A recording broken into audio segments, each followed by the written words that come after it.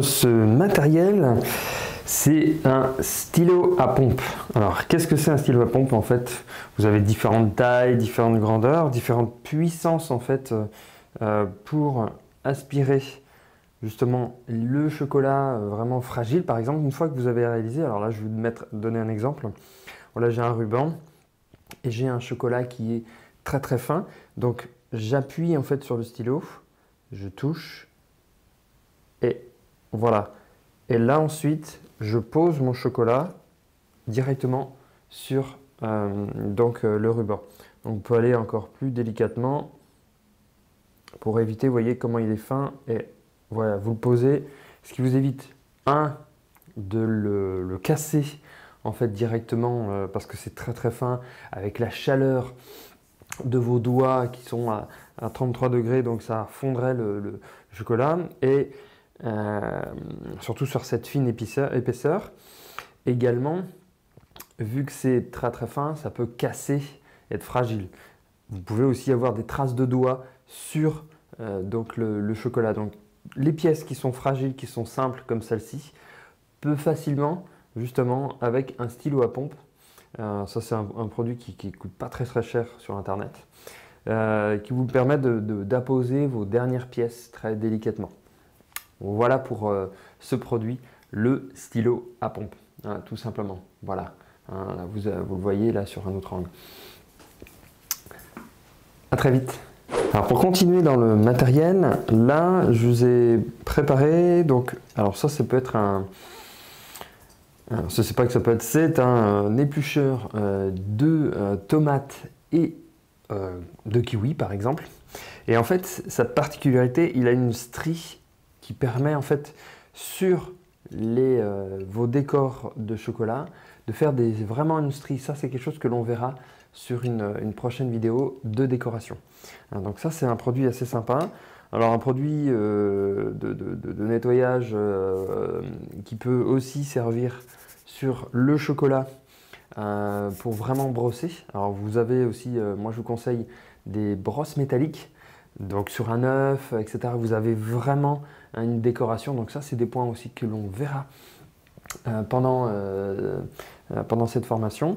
Là, la brosse aussi peut vous servir de nettoyage, vraiment au niveau des ongles, tout simplement aussi.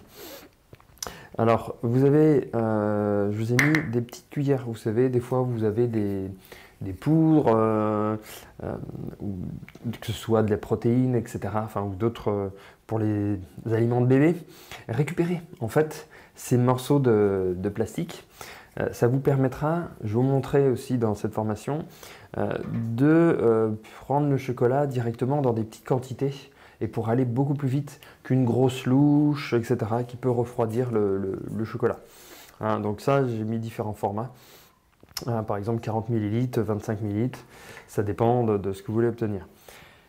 Je vous ai préparé aussi pour que vous puissiez voir un petit peu ce que c'est un entonnoir à piston. Hein, donc on a le piston ici qui se démonte. On a différentes sorties que l'on peut mettre ici. Donc ça c'est la sortie d'origine. Et vous pouvez peut-être constater directement quand on ouvre, ça laisse ouvrir vraiment cette partie-là. Hein, voilà.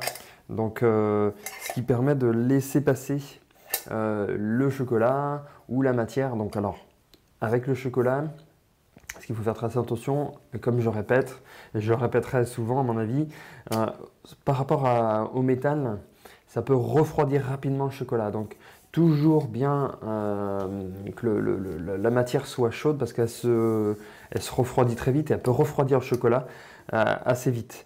Donc c'est des opérations qui doivent être très très rapides.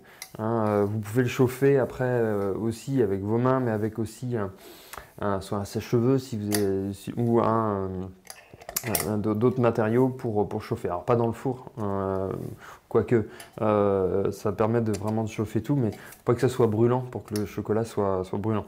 Et avec son support qui vous permet d'être plus rapide, et une fois que c'est à température, vous ajoutez le chocolat, et ça c'est très pratique pour les fritures, les petits morceaux, les fritures, tout ce qui est petit plusieurs emballages pour si vous avez de la grosse quantité ou bien évidemment, alors on parle de chocolat, mais on parle aussi de l'intérieur.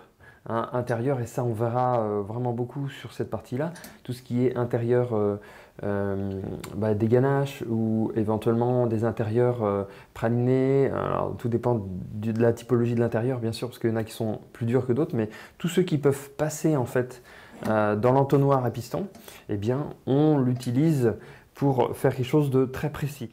Donc voilà, je vais vous montrer par exemple un moule à bonbons au chocolat. Donc une fois que vous recouvrez la première couche, vous allez garnir avec justement si c'est un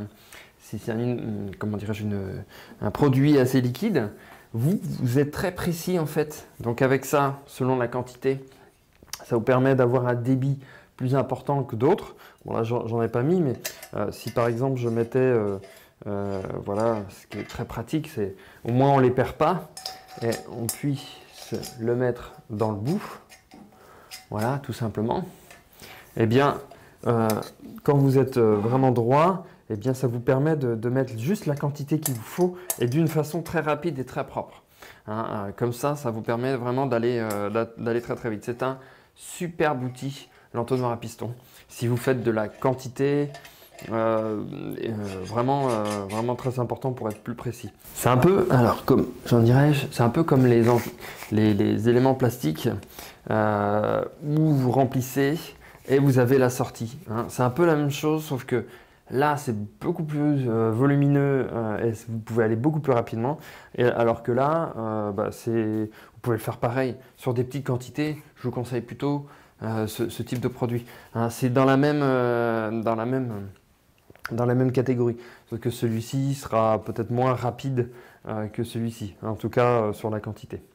Voilà en tout cas pour ce matériel.